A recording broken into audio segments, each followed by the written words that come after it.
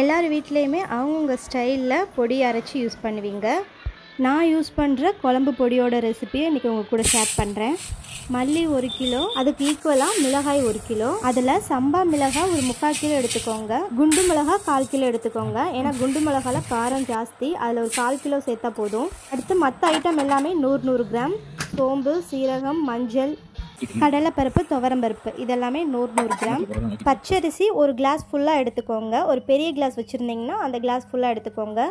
இல்லைன்னா அளவு தெரியல அப்படின்னா 100 கிராமாக எடுத்துக்கோங்க. பச்சரிசி நம்மளோட சாய்ஸ் தான், கம்மியாகவோ ஜாஸ்தியாகவோ நம்ம அளவுக்கு ஏற்ற மாதிரி எடுத்துக்கலாம். குழம்பு திக்னஸ்க்காக தான் அது சேர்க்குறது. கீழே காய வைக்கிற ஐட்டம்ஸ் எல்லாமே எடுத்துகிட்டு வந்து காய வச்சிடலாம். இது 3/4 கிலோ சம்பா மிளகாய், 1/4 கிலோ குண்டு மிளகாய், டோட்டலாக 1 kg. இது தனி மிளகாய் தூளுக்காக ஒரு 1/2 kg சம்பா மிளகாய் எடுத்திருக்கேன். எப்போவுமே குழம்பு பொடி ரெடி பண்ணுறப்போ இந்த தனி மிளகாய் தூளும் நம்ம ரெடி பண்ணி வச்சிட்டோன்னா நம்மளுக்கு அப்போ ஈஸியாக இருக்கும். 2 நாள் நல்லா வெயிலில் காய வச்சு எடுத்துக்கோங்க. இல்லை உங்களுக்கு 1 நாள் காஞ்சதே போதும், மிளகாவை உடச்சி பாருங்கள், உடப்பட்டுருச்சுன்னா அதுவே போதும் அப்படின்னா அன்றைக்கே அரைச்சிக்கோங்க. நான் 2 நாள் காய வச்சு எடுத்திருக்கேன். இதில் சீரகம் 100 இல்லைனா 150 கிராம் கூட சேர்த்துக்கலாம். பொடி இன்னும் நல்லா வாசமாக இருக்கும், குழம்பும் நல்லா டேஸ்ட்டாக இருக்கும். சீரகத்தோட ஸ்மெல் ஃப்ளேவர்லாம் ரொம்ப நல்லாயிருக்கும். நல்லா காஞ்சிருச்சு, இப்போ எல்லாமே எடுத்துடலாம். இப்போது வறுக்கிறதுக்கு 1 கிளாஸ் பச்சரிசி, இது 100 கிராம் கடலைப்பருப்பு, 100 கிராம் துவரம்பருப்பு. ஃபஸ்ட்டு துவரம்பருப்பு வறுத்துக்கலாம். மீடியம் ஃப்ளேம்லேயே வச்சு வறுத்துக்கலாம்.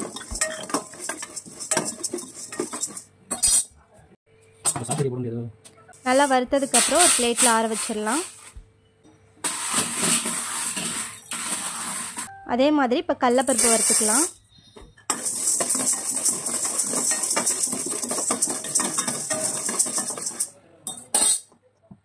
நல்லா வறுத்தாச்சு, இப்போ இதையும் ஆற வச்சிடலாம்.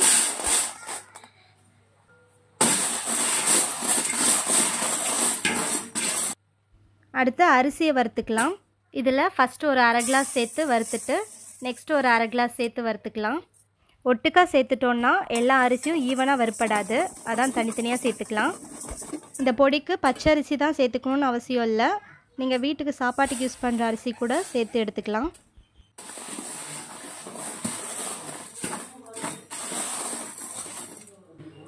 நெக்ஸ்ட்டு பேலன்ஸ் அரிசியும் சேர்த்து அதே மாதிரி வறுத்துடலாம்.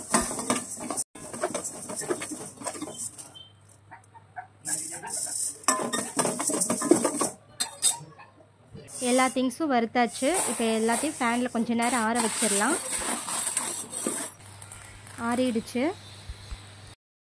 இப்போ நம்ம வெயிலில் காய வச்சு எடுத்துகிட்டு வந்த திங்ஸ் எல்லாத்தையும் சேர்த்துடலாம்.